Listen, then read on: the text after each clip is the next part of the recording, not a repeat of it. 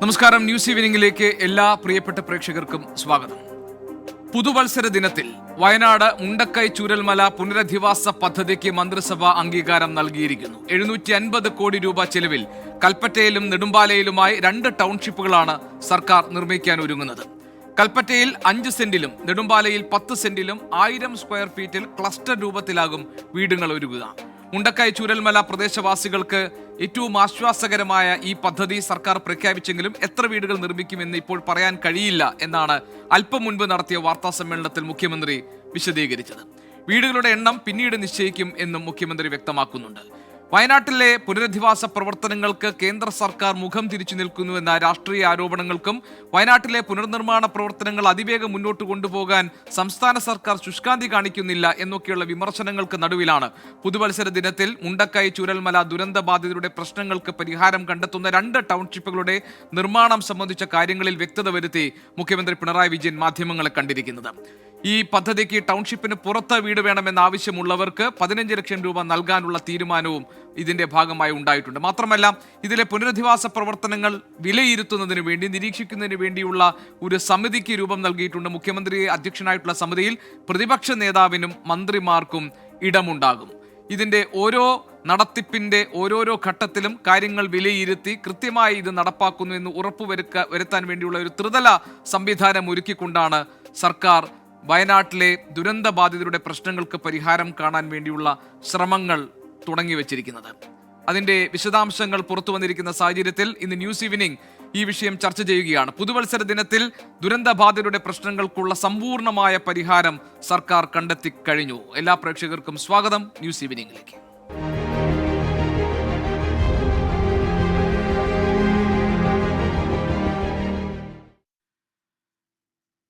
ഈ വൈകുന്നേരം ഈ വിഷയം ചർച്ച ചെയ്യുമ്പോൾ 2 അതിഥികളാണ് നമുക്കുള്ളത്. ഒന്ന് കോൺഗ്രസിനെ പ്രതിനിധീകരിച്ച് ശ്രീ സംഷാദ് മരക്കാർ, മറ്റൊന്ന് ആക്ഷൻ കൗൺസിലിന്റെ കൺവീനർ ശ്രീ മനോജ് JMJ എന്നിവരാണ്. ശ്രീ സംഷാദ് മരക്കാർ, ഇപ്പോൾ പ്രതിപക്ഷത്തിന് ഈ സർക്കാരിനെ കുറിച്ചുണ്ടായിരുന്ന പ്രധാനപ്പെട്ട വിമർശനം ഈ അടിയന്തരമായി സഹായം എത്തിക്കുന്നതിനും ഉപജീവന മാർഗം ഒരുക്കുന്നതിനും പുനരധിവാസ കാര്യങ്ങളിൽ ഒരു തീർപ്പുണ്ടാക്കുന്നതിനുമൊക്കെ സംസ്ഥാന സർക്കാരിന് ഇതുവരെ ഒന്നും ചെയ്യാൻ കഴിഞ്ഞിട്ടില്ല എന്നും ഈ സഹായധനം എത്തിക്കാൻ എത്തിയവർ, അതേപോലെ തന്നെ സന്നദ്ധ സംഘടനകൾ, അവരൊക്കെ നൽകിയിരിക്കുന്ന വാഗ്ദാനം, ഇപ്പോൾ കർണാടക സർക്കാർ വീട് വെച്ച് നൽകാമെന്ന് പറഞ്ഞു, രാഹുൽ ഗാന്ധി 100 വീടുകൾ വാഗ്ദാനം ചെയ്തിട്ടുണ്ട്. ഇതിൻ്റെയൊക്കെ ഏകോപനത്തിൽ സംസ്ഥാന സർക്കാരിന് വലിയ പിഴവുകൾ സംഭവിച്ചിട്ടുണ്ട് എന്നാണ് കേരളത്തിൽ പ്രതിപക്ഷം ഉന്നയിച്ച പ്രധാനപ്പെട്ട ആക്ഷേപം. കേന്ദ്രത്തിനെതിരായിട്ടുള്ള വിമർശനം വേറെ തന്നെ നിൽക്കുന്നുണ്ട്. അതിനൊക്കെ കൃത്യമായ ഒരു മറുപടിയല്ലേ ഈ സമ്പൂർണമായ പദ്ധതി എന്ന നിലയിൽ മുഖ്യമന്ത്രി ഇന്ന് അവതരിപ്പിച്ചിരിക്കുന്ന ഈ വരാനിരിക്കുന്ന പുനരധിവാസ പദ്ധതിയുടെ ഒരു കരട് രേഖ എന്ന് നമുക്ക് പറയാവുന്ന ഈ ത്രിമാന 3D ഇമേജസ് അടക്കമുള്ള കാര്യങ്ങൾ, ഇതിൽ നിങ്ങൾ തൃപ്തരല്ലേ?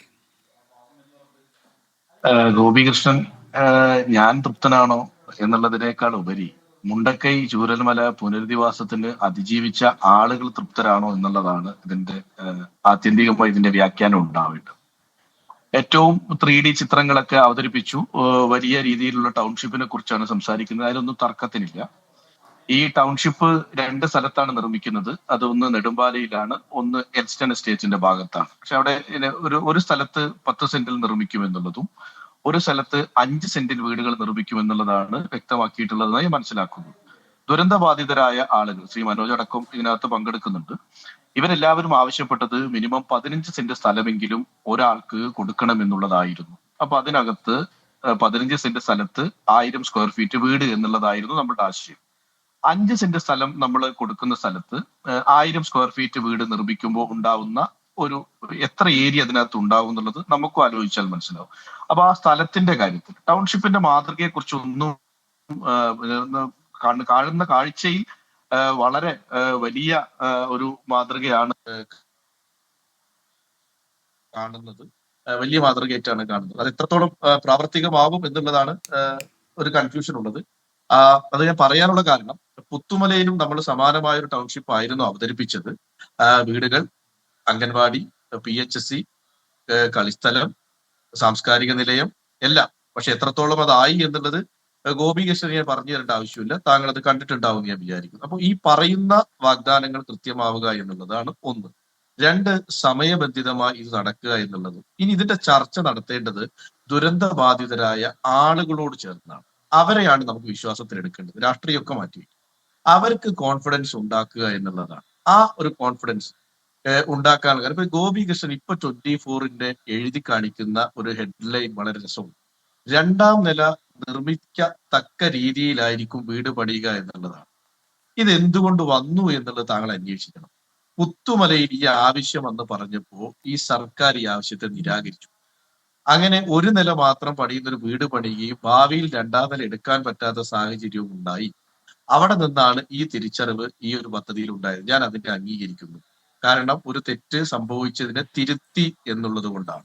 അപ്പൊ അത്തരം ചില തെറ്റുകളില്ലാതെ വളരെ പോസിറ്റീവായി ഈ കാണുന്ന മാതൃകയിൽ എല്ലാ സൗകര്യങ്ങളും ഉള്ള ആത്മാഭിമാനത്തോടു കൂടി മുണ്ടക്കൈ ചൂരൽമല നിവാസികൾക്ക് ജീവിക്കാൻ കഴിയുന്ന രീതിയാകണം. ഈ സ്ഥലത്തിന്റെ കാര്യത്തിൽ 5 സെന്റ് എന്ന് പറയുന്നത് കുറവാണ് എന്നുള്ളതാണ് എന്റെ ഒരു അഭിപ്രായം. ശ്രീ ഷംഷാദ് 15 മരക്കാർ, ഇടയ്ക്ക് ഞാനൊരു സെന്റ് കാര്യം ചോദിക്കട്ടെ. ഇപ്പോൾ സ്ഥലത്ത് മുഖ്യമന്ത്രിയുടെ അധ്യക്ഷതയിൽ ഒരു പുനർനിർമ്മാണ സമിതി ഉണ്ടാകുന്നു. അതിനൊരു ത്രിതല സമിതി ഇതിന്റെ നടത്തിപ്പ് രീതികൾ, അതുമായി ബന്ധപ്പെട്ട കാര്യങ്ങളൊക്കെ വിലയിരുത്തുന്നതിനും അതിനെ സൂപ്പർവൈസ് ചെയ്യാനും വേണ്ടി ഉണ്ടാകും. അതിൽ പ്രതിപക്ഷ നേതാവുണ്ട് അംഗങ്ങളായി ആ സമിതിയിൽ, മന്ത്രിമാരെ അതിനകത്ത് ഉൾപ്പെടുത്തുന്നു, പ്രതിപക്ഷ നേതാവുണ്ട്. അപ്പോൾ നിങ്ങൾക്ക് ഈ കാര്യത്തിൽ എന്തെങ്കിലും എതിരഭിപ്രായമുണ്ടെങ്കിൽ, അല്ലെങ്കിൽ വിമർശനങ്ങൾ ഉണ്ടെങ്കിൽ, അല്ലെങ്കിൽ നിങ്ങൾക്ക് എന്തെങ്കിലും നിർദ്ദേശങ്ങളുണ്ടെങ്കിൽ ഇതൊക്കെ പരിഗണിച്ചുകൊണ്ട് ഒരു കൂട്ടായ സംരംഭം, ഒരു ശ്രമം എന്ന നിലയിലല്ലേ ഈ ടൗൺഷിപ്പ് അടക്കമുള്ള പുനരധിവാസ പദ്ധതിയിലേക്ക് സർക്കാർ കടക്കുന്നത്? അത് ഈ രാഷ്ട്രീയാതീതമായി നടത്തുന്ന ഒരു ശ്രമം എന്ന നിലയ്ക്ക് അതിനെ കണ്ടുകൂടെ? താങ്കൾ പറഞ്ഞതുപോലെ പോരായ്മകൾ ഉണ്ടെങ്കിൽ അത് പറയാനൊരു വേദി പ്രതിപക്ഷ നേതാവിന് കിട്ടുമല്ലോ. തീർച്ചയായും ഞാൻ പറഞ്ഞത് ഈ പോരായ്മകൾ ഈ പറയുന്ന പ്ലാനുകളും കാര്യങ്ങളും സർക്കാരിന്റെ മുമ്പിൽ നമ്മൾ വെച്ചതാണ്.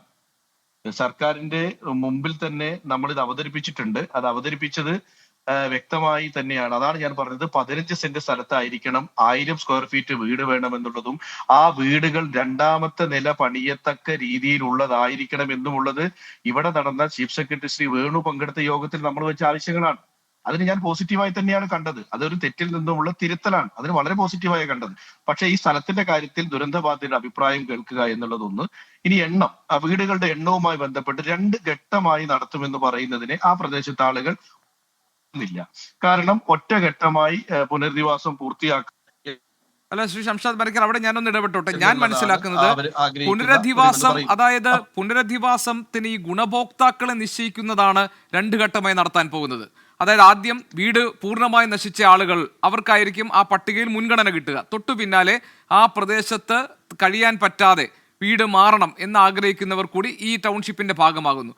പക്ഷേ 2 ഘട്ടമായിട്ടാണ് ഗുണഭോക്താക്കളെ നിശ്ചയിക്കുന്നതെങ്കിലും പുനരധിവാസം ഒറ്റഘട്ടമായിട്ടാണ് നടപ്പാക്കുക.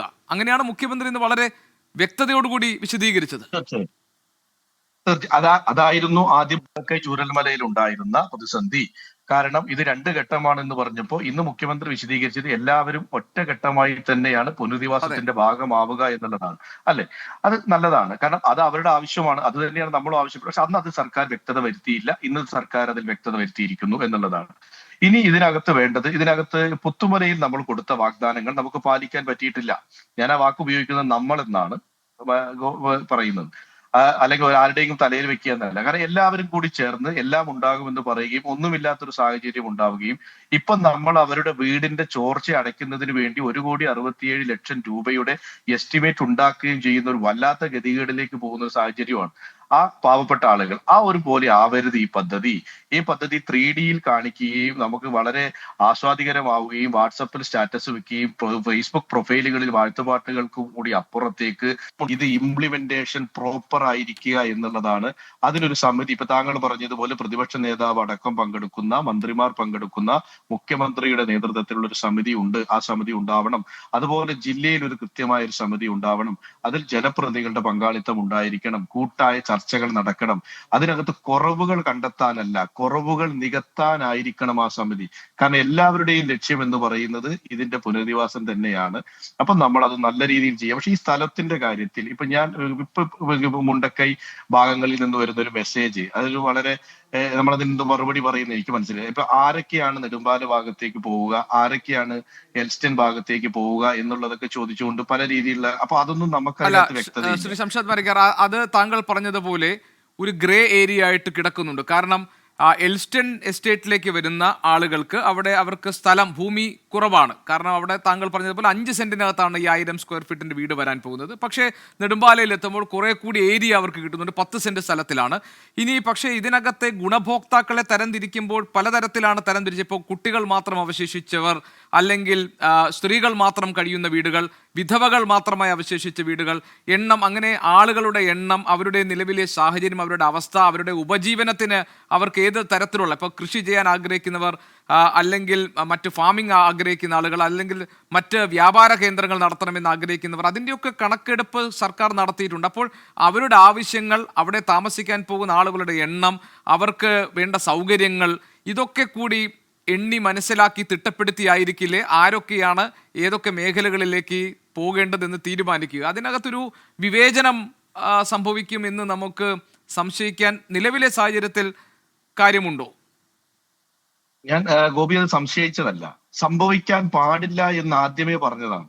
ഒരു തരത്തിലുള്ള വിവേചനവും അവരോട് ഉണ്ടാവരുത് എന്നുള്ളതാണ് ഞാൻ പറഞ്ഞത്. അതിനകത്തൊരു മാനദണ്ഡം ഉണ്ടെങ്കിൽ അത് ക്ലിയർ ആയിരിക്കണം, ക്ലാരിറ്റി ഉണ്ടായിരിക്കണം. ഗോപി പറഞ്ഞതുപോലെ ചോദിക്കുന്ന ആളുകളോട് നമുക്കത് പറഞ്ഞ് മനസ്സിലാക്കാൻ വ്യക്തമായ കാരണങ്ങളായിരിക്കണം എന്നുള്ളത്. കാരണം അത് ഞാൻ പറയാനുള്ള കാരണം, അത്തരത്തിലുള്ളൊരു പ്രയാസം അല്ലെങ്കിൽ ഒരു ആശങ്ക അവരിൽ ഉണ്ടായിട്ടുണ്ട്.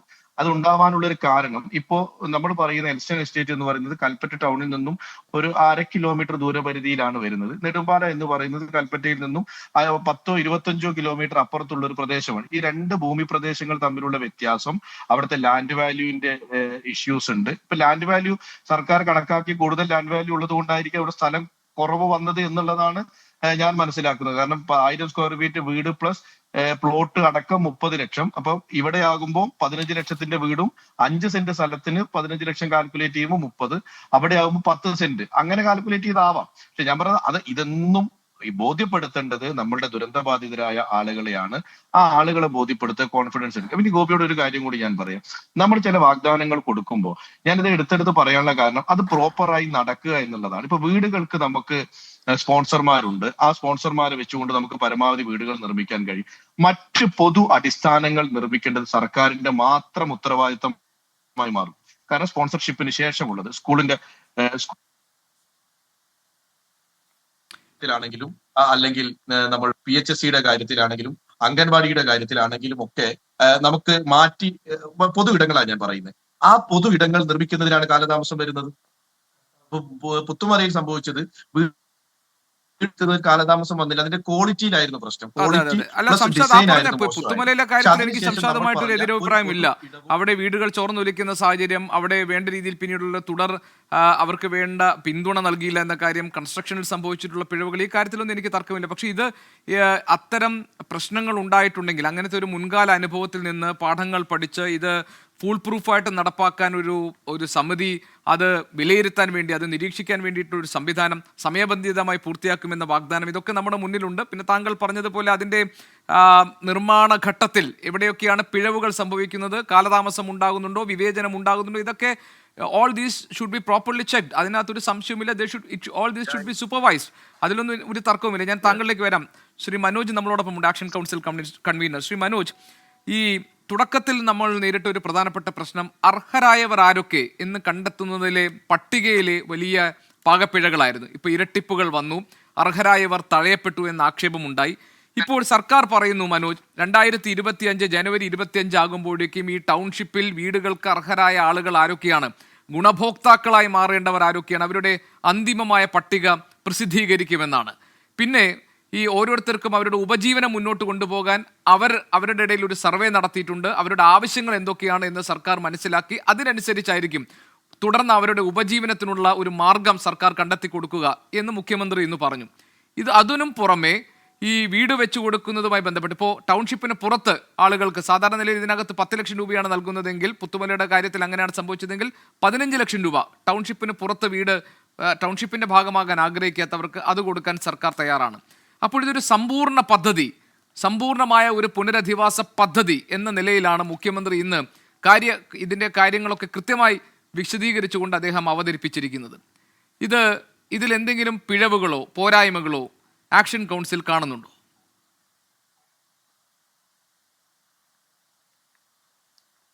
ഗോപികൃഷ്ണൻ, ഏറ്റവും ആദ്യം തന്നെ പറയട്ടെ, രണ്ട് ടൗൺഷിപ്പ്, ഒന്ന് കൽപ്പറ്റ എൽസ്റ്റൺ എസ്റ്റേറ്റിലും അതുപോലെ തന്നെ മേപ്പാടി നെടുമ്പാല എസ്റ്റേറ്റിലും HMLന്റെ നെടുമ്പാല എസ്റ്റേറ്റിലുമാണ് പ്രഖ്യാപിച്ചിട്ടുള്ളത്.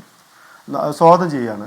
കാരണം നല്ല രീതിയിലുള്ള ഒരു ടൗൺഷിപ്പാണ് മുഖ്യമന്ത്രി പറഞ്ഞിട്ടുള്ളത്, അവതരിപ്പിച്ചിട്ടുള്ളത്. അത് ഞങ്ങൾ സ്വാഗതം ചെയ്യാം. പക്ഷേ അവിടെ ഈ 5 സെൻറ്റിലും 10 സെൻറ്റിലും എന്ന വേർതിരിവ് ഞങ്ങൾക്ക് അത് വലിയൊരു പ്രയാസം ഉണ്ടാക്കിയിട്ടുണ്ട്. കാരണം അതൊരിക്കലും അംഗീകരിക്കാൻ കഴിയില്ല. കാരണം ഞങ്ങളങ്ങനെ ഇടുങ്ങി ഇപ്പോൾ ഏതോ വലിയ സിറ്റികളിലൊക്കെ 5 സെൻറ്റ് എന്ന് പറയുമ്പോൾ ഓക്കെയാണ്. നമ്മളൊരു ഗ്രാമത്തിൽ 15ഉം 20ഉം 50 സെൻറ്റ് വരെ സ്ഥലങ്ങൾ ഉണ്ടായിരുന്ന ആളുകൾ, 50 സെൻറ്റിൽ വരെ വീടുകൾ ഉണ്ടായിരുന്ന ആളുകൾ ഒരു 5 സെൻറ്റിലേക്ക് ചുരുങ്ങുക എന്ന് പറയുന്നത് ഒരിക്കലും നമുക്ക് ചിന്തിക്കാൻ കഴിയുന്ന ഒരു കാര്യമല്ല.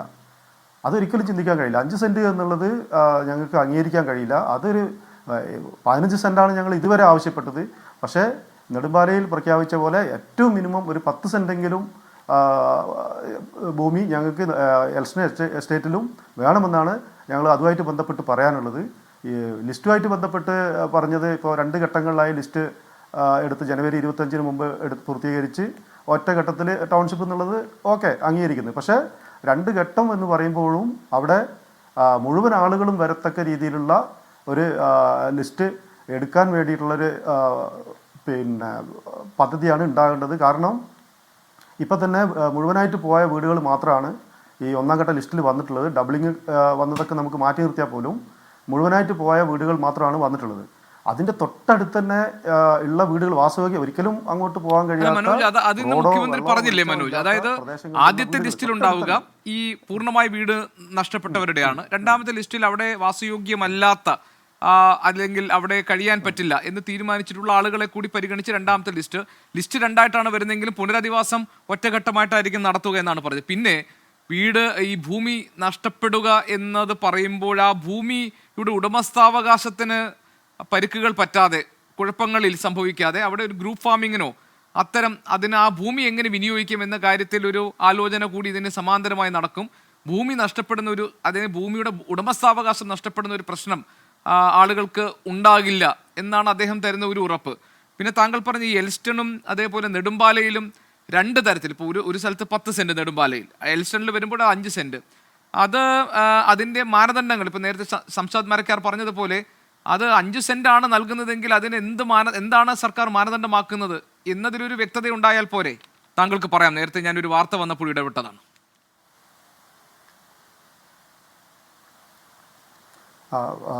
ഗോപികൃഷ്ണൻ നേരത്തെ പറഞ്ഞ പോലെ കൃഷിഭൂമി സംരക്ഷിക്കാനുള്ള നടപടി സ്വീകരിക്കുന്നു പറഞ്ഞത് സ്വാഭാവികമാണ്. പക്ഷേ ഇപ്പോൾ നിലവിൽ വീടുകൾ നഷ്ടപ്പെട്ട ഇപ്പോൾ ഒരു 10 സെൻറ്റും ഒരു വീടും ഇരിക്കുന്നത് ഉരുൾപൊട്ടി ഒഴുകിപ്പോയി. അപ്പോൾ അതിൽ ബാക്കി ഇനി നമുക്ക് വീട് മാത്രമല്ല പോയിട്ടുള്ളത്. ആ ഭൂമി ഒരിക്കലും കഴിയില്ല. അവിടെ പുഴയായി മാറിയിരിക്കുകയാണ്. അവിടെ നമുക്കിനി കൃഷി അല്ലെങ്കിൽ ആ ഭൂമി ഒരിക്കലും ഉപയോഗിക്കാൻ പറ്റാത്തൊരു സാഹചര്യത്തിലാണ്. വലിയ പുഴ രൂപപ്പെട്ടിരിക്കുകയാണ്. അങ്ങനെ അപൂർവം ചില സ്ഥലങ്ങൾ മാത്രമേ വീട് മാത്രമേ ഒഴുകിപ്പോയി ബാക്കി ഭൂമി അവിടെ അവശേഷിക്കുന്നത്. അത് സംരക്ഷിക്കാൻ തന്നെ വേണം, ഓക്കെ. പക്ഷേ 99% വീടുകളും അത് ഇരിക്കുന്ന പുരയിടവും ഒഴുകിപ്പോയിട്ടുണ്ട് ഈ എഫക്റ്റഡ് ഏരിയയിൽ. അവിടെ ആ 10ഉം 15ഉം 20ഉം 25 സെൻറ്റ് സ്ഥലങ്ങളിലുണ്ടായിരുന്ന വീടുകൾ താമസിച്ച ആളുകൾ ഇവിടെ വന്ന് ഇപ്പോൾ 5 സെൻറ്റ് എൽസ്റ്റൺ എസ്റ്റേറ്റിൽ പറയുന്നുണ്ട്. നമ്മൾ ഒന്ന് മനസ്സിലാക്കേണ്ടത്, ഉരുൾപൊട്ടി 2-3 ആഴ്ചകൾക്ക് ശേഷം ചീഫ് സെക്രട്ടറി നേരിട്ട് ഞങ്ങളുടെ ഒരു യോഗം വിളിച്ചിരുന്നു ഇവിടെ വന്നിട്ട്. അതിൽ കൃത്യമായിട്ട് നമ്മൾ 2 ടൗൺഷിപ്പ് മേപ്പാടി പഞ്ചായത്തിൽ തന്നെ വേണമെന്നാണ് നമ്മളൊന്ന് ആവശ്യപ്പെട്ടത്. പിന്നെ അത് 2 കൽപ്പറ്റയും മേപ്പാടിയും എന്നുള്ള ഒരു ഉത്തരവ് ഞങ്ങൾ അംഗീകരിച്ചു. ഓക്കെ, ഒരു മാർക്കറ്റ് വാല്യോ അല്ലെങ്കിൽ ആ സാമ്പത്തികമായിട്ടുള്ള ഒരു കാര്യങ്ങളും ചിന്തിക്കാതെയാണ് മേപ്പാടിയിൽ മാത്രം വീട് മതി എന്ന് പറയുന്ന താല്പര്യക്കാർ ഇഷ്ടം പോലെ ഉണ്ട്. അന്ന് മേപ്പാടിയിൽ കിട്ടിയാൽ എനിക്ക് കൽപ്പറ്റയിലേക്കാളും മാർക്കറ്റ് വാല്യൂ കുറഞ്ഞ സ്ഥലമാണെന്നൊന്നും ചിന്തിക്കാതെ, അല്ലെങ്കിൽ കൽപ്പറ്റയിൽ മാർക്കറ്റ് വാല്യൂ കൂടി, ഇതൊന്നുമല്ല നമ്മളുടെ ആവശ്യം എന്ന നിലയ്ക്ക് നമ്മൾ ഇതുവരെ കഴിഞ്ഞ ആ ഒരു സാഹചര്യം രൂപപ്പെടുത്തുക എന്നുള്ളൊരു ഇത് മാത്രമേ ഞങ്ങൾ ഉദ്ദേശിച്ചിട്ടുള്ളൂ. അത് കൽപ്പറ്റയാണെങ്കിലും മേപ്പാടിയിലാണെങ്കിലും ഇതുവരെ ഞങ്ങൾ 15 സെൻറ്റ് പറഞ്ഞെങ്കിലും ഏറ്റവും മിനിമം 10 സെൻറ്റെങ്കിലും ഇല്ലാതെ അത് അംഗീകരിക്കാൻ പറ്റുമെന്ന് തോന്നില്ല. കാരണം ഈ ഒരു പ്രഖ്യാപനം വന്ന ഉടനെ തന്നെ നിരവധി കോളുകളാണ് ആക്ഷൻ കമ്മിറ്റി കൺവീനർ എന്ന നിലയ്ക്ക് എനിക്ക് വന്നിട്ടുള്ളത്.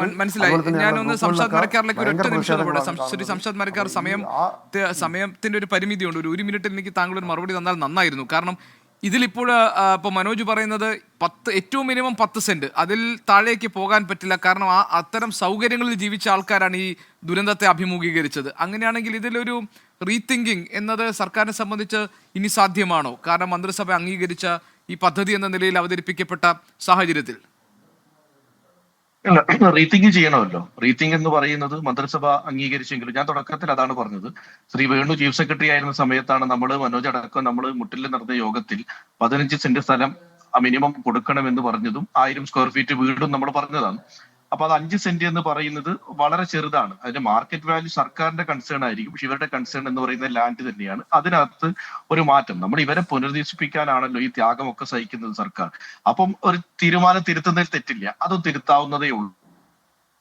ശരി, ഏതായാലും സമ്പൂർണ്ണ പദ്ധതി എന്ന് അവതരിപ്പിക്കുമ്പോഴും ഈ പദ്ധതിയിൽ ഏറ്റവും ചുരുങ്ങിയത് 10 സെന്റ് സ്ഥലമെങ്കിലും ഈ പുനർനിർമ്മാണത്തിന്റെ ഘട്ടത്തിൽ വീടിനായി വേണം എന്നതാണ് ആക്ഷൻ കൗൺസിൽ മുന്നോട്ട് വയ്ക്കുന്ന ആവശ്യം. അത് ഒരു മേഖലയിൽ ആ 10 സെന്റ് അനുവദിക്കപ്പെടുന്നുണ്ട്. എന്നാൽ എൽസ്റ്റൺ എസ്റ്റേറ്റിൽ നടത്തുന്ന നിർമ്മാണ പ്രവർത്തനങ്ങളിൽ 5 സെന്റാണ് സർക്കാർ ഇപ്പോൾ കണക്കുകൂട്ടി വെച്ചിരിക്കുന്നത്. അതിൽ മാറ്റങ്ങൾ വേണം എന്ന് തുടങ്ങിയുള്ള ചെറിയ ചില മാറ്റങ്ങൾക്ക് വേണ്ടിയുള്ള നിർദ്ദേശങ്ങൾ അവർ മുന്നോട്ട് വയ്ക്കുന്നുണ്ട്. സർക്കാർ വരും ദിവസങ്ങളിൽ ഒരുപക്ഷെ ഈ വിഷയം ചർച്ച ചെയ്യേണ്ടി വരുമെന്ന് നമുക്ക് കരുതാം. ഏത് തരത്തിലായിരിക്കും സർക്കാർ ഇതിനോട് പ്രതികരിക്കുക എന്നതും കാത്തിരുന്ന് കാണേണ്ടതാണ്. ഏതായാലും പുതുവത്സര ദിനത്തിൽ ചൂരൽമല മുണ്ടക്കൈ ദുരന്ത ബാധിതരെ സംബന്ധിച്ച് അവർക്ക് ആശ്വാസവും പ്രതീക്ഷയും നൽകുന്ന ഒരു പദ്ധതിയിലേക്ക് സർക്കാർ കടക്കുന്നു. പുനരധിവാസത്തിന് സമയബന്ധിതമായി പൂർത്തിയാക്കാനും 2 ടൗൺഷിപ്പുകളിലൂടെ മുഴുവൻ ആളുകൾക്കും വീടും സൗകര്യങ്ങളും ഒരുക്കി കൊടുക്കാനുമുള്ള പദ്ധതിയുടെ രൂപരേഖ ഇന്ന് മുഖ്യമന്ത്രി സവിസ്തരം വാർത്താ സമ്മേളനത്തിൽ അവതരിപ്പിച്ചിട്ടുണ്ട്. അതിനോടുള്ള പ്രതികരണങ്ങളാണ് ഇനി വരും മണിക്കൂറുകളിൽ നമ്മൾ പ്രതീക്ഷിക്കേണ്ടത്. ന്യൂസ് ഈവനിങ്ങിൽ പങ്കെടുത്ത 2 അതിഥികൾക്കും നന്ദി.